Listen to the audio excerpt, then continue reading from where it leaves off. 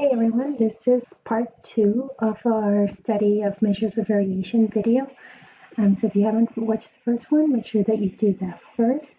In this video, we're going to talk about the empirical rules, z-scores, and the rule of thumb for estimating the standard deviation, which is what this first formula is. So the rule of thumb essentially says for estimating the standard deviation, we can take the range and divide it by 4. So it tries to split the entire data into four equal parts from the range. And so that is roughly the estimate for the standard deviation. So let's try it for our example. Some things to review from the prior video. We knew that the X bar or sample mean was $45.4, right? This is the restaurant receipts. Our standard deviation when we computed it was 5.6 was the estimate. The range was 18. It was the 56 minus 38. So going back to from the restaurant data from the prior video. So what this is saying is that we can approximate the range, we can approximate the standard deviation using the range. So it will be the range, which is 18 divided by 4. And so when you do this, we get 4.5. Now let's compare that with our actual standard deviation. Notice that our actual standard deviation is 5.6. Now this, what we just computed, is just the estimate. 5.6, 4.5, okay, so maybe they're not that close, but at least this estimate gives us an idea of how large our standard deviation is, right? So in this case, things are deviating from the mean, data values are deviating from the mean by approximately $4.5. And our actual standard deviation, data values are deviating from the mean by $5.6. So it still gives us a sense that we have a pretty large standard deviation, right? The data is somewhat spread. If it was a very small standard deviation like $1, then the estimate will also be small, and it will tell us at least how close together the data is.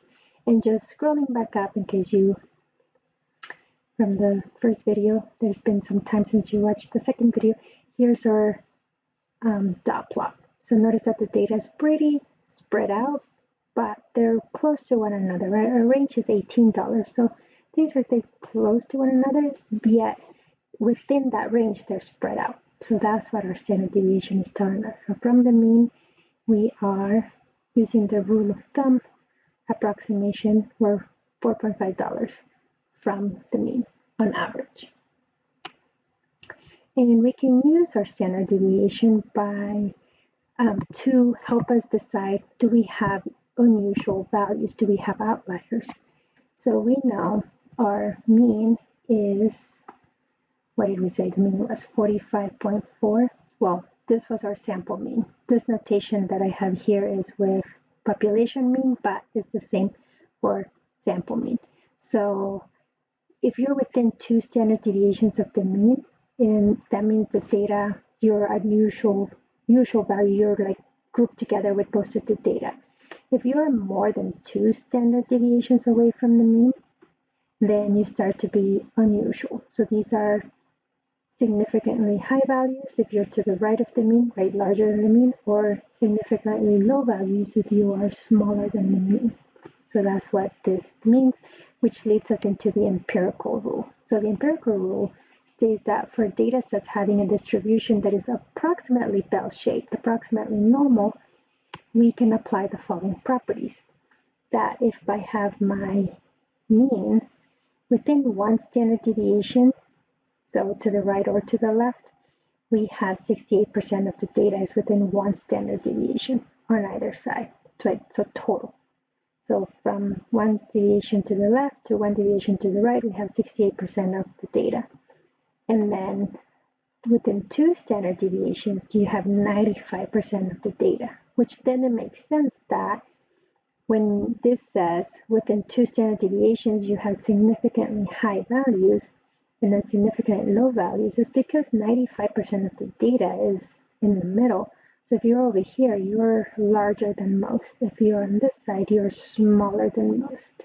So that's what that means. And then within 3 standard deviations, then we have 99.7% of the data are within 3 standard deviations. So if there's any value that is out here past 3 standard deviations, that value is likely going to be an outlier. So that's one good way to find out outliers, is seeing their position from the mean. How far away are you from the mean in terms of standard deviations? If you're more than 3 standard deviations from the mean, you're likely to be an outlier. Let's look at an example. So in a survey conducted by the National Center for Health Statistics, we have a group of women, a sample of women, ages 20 to 29. The height was 64 inches with a sample standard deviation of 2.7 inches. So the mean was 64 inches and the standard deviation 2.7 inches. Use the empirical rule to estimate the percent of women whose heights are the following. So we have all these values. As soon as I see that I want to use the empirical rule to do this, I'm going to focus on that. So I'm going to take the information that I find useful. I know that the mean height of women is 64 inches and the standard deviation is 2.7. So let's write that down. So the sample mean is 64 inches and the standard deviation, the sample standard deviation, is 2.7 inches.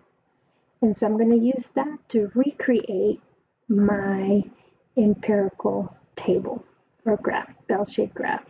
So what I'm going to do then is we're going to go and recreate that. So with x bar being 64 inches, now notice that's going to be right in the middle.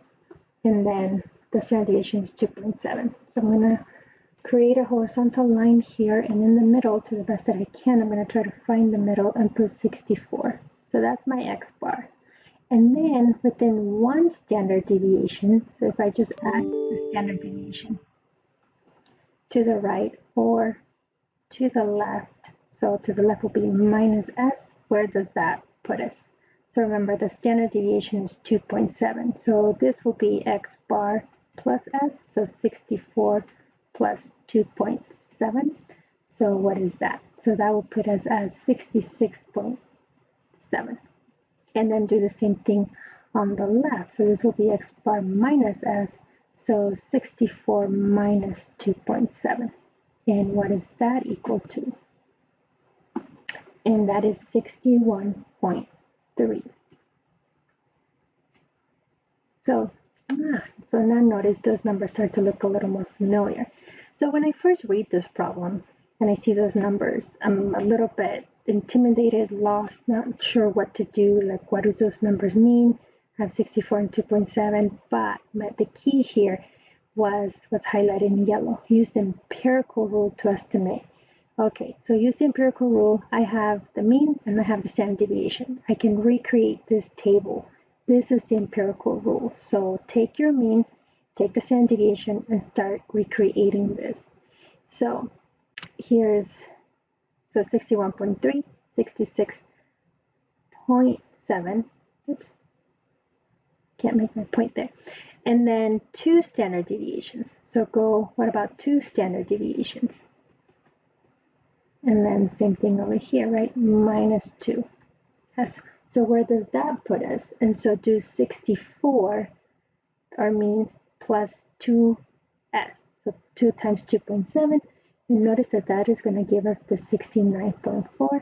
And then 64 minus 2 times 2.7 will give us the 58.6, which now those numbers are looking very familiar, right? So that's how we kind of construct our empirical table. So let me draw this a little bit more cleaned up.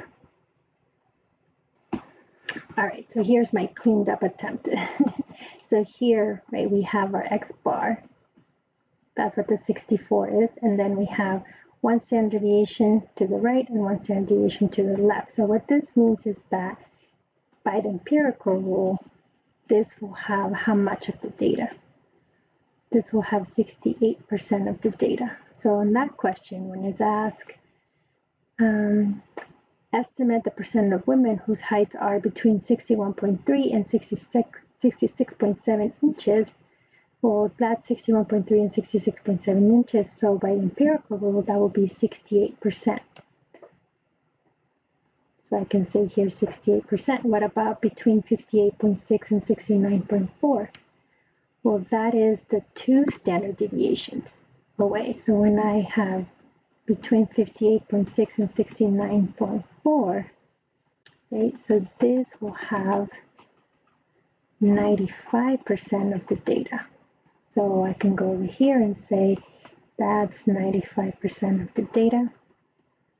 And then what about between 64 and 69.4? Well, the 69.4 is the same as this, so that's 2 standard deviations. 64 is our X bar, so I'm just looking at half of the data in there, where I can come back to my graph and be like, okay, from 64 to 69.4, that is the part of the 95%, but it's only half of it. So that's going to be half of 95%, which is 47.5. And if you go to the empirical chart, you'll see it here too, right? So half of 68, and then you have your, if you add the 34.13 with the 13.59, you will get the 47.5. And so that's what that means. Less than 58.6 inches. 58.6 inches is what's over here. So that will be, right, the whole thing here is 95. So you have 5% left total in this tail and in this tail. So together they're 5. So half of it might be 2.5%. And so that will be 2.5% of the data. And you can also look at it here, right? There's 2 standard deviations, so take the 2.14 and the 0.13, add those up, and that will give you the 2.5%. So that's another way to do it. But so when something says use the empirical rule, that means recreate this graph, this chart, table, whatever you want to call it, and with your given data, the mean and the standard deviation. Recreate it in those numbers that at first look weird and confusing and what do they have to do with this, start to make sense. Okay, what about E? How many standard deviations away is the height? 67.5 inches. So 67.5 inches is none of those values in here, right? In fact, 67.5 inches is between here.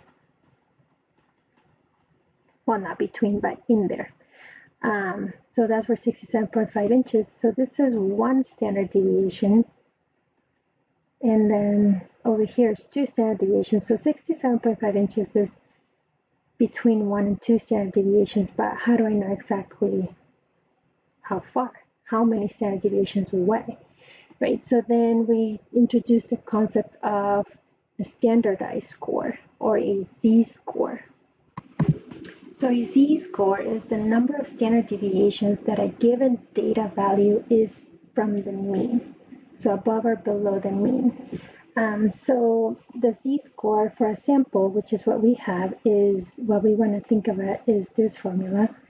And I apologize if it's hard to see it here, but let me rewrite it. So z equals to x minus x bar, right? So how far you are from the mean, right? The deviation from the mean, not standard deviation, just how far you are from the mean, divided by the standard deviation. So our x here is 67.5. Right? That's the value that I want to know. How far are you from the mean, 67.5? And then minus the mean, which is 64 inches, divided by the standard deviation, which was given to us to be 2.7. So notice that 67.5 is larger than 64, so I should expect it to be positive. And that makes sense looking at the empirical rule, right? It's over here, it's over to the right of the mean, so it should be negative. If I was looking at something like 60 inches, that's below the mean, so I should expect my z-score to be negative. To tell me, the negative tells me that I am to the left of the mean. So when we do this calculation, so go ahead and put that in your calculator, and what do we get? So when you put this in your calculator, you get 1.296. So I'm gonna approximate that to, round that to 1.3, which, going back, notice that this was 1 standard deviation, 2 standard deviations, and then 67.5 is 1.3. So somewhere in between 1 and 2 standard deviations. So this is a way of finding any data value, its location from the mean in terms of standard deviations. But we know that if we are more than 3 standard deviations away from the mean, we're going to be an outlier.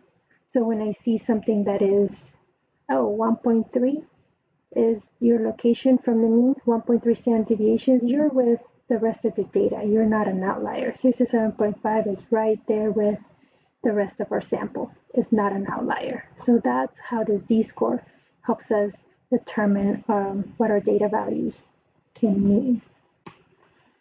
Okay, so for the next video, we're gonna go into StatCrunch and try to do the same, everything that we did by hand, doing it with StatCrunch and verifying that we get the same answers. And so what you should be doing is so we're gonna do the restaurant data. So go to StatCrunch and go to our group for class Stat 300 Fall 22 and open up the restaurant data. So there should be a data value called restaurant receipts. And so we're going to go through the same data here, finding the dot plot and finding the mean, median, the mode, the range, and then we're going to use StatCrunch to find our standard deviation, and then we're going to talk about variance as well. So go to StatCrunch and get that situated, and then go to the next video.